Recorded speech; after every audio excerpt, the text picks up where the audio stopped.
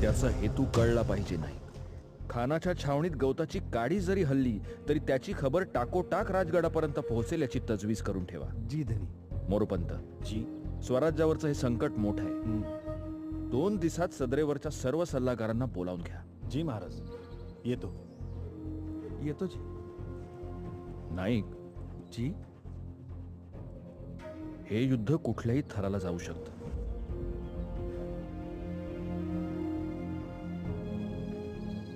खान खूप भव्य आहे असं आम्ही ऐकून. उद्या जर समोरासमोर अंगेजणीची वेळ आलीच तर तो नेमका किती थोराड आहे हे आपल्याला माहित असायला हवं.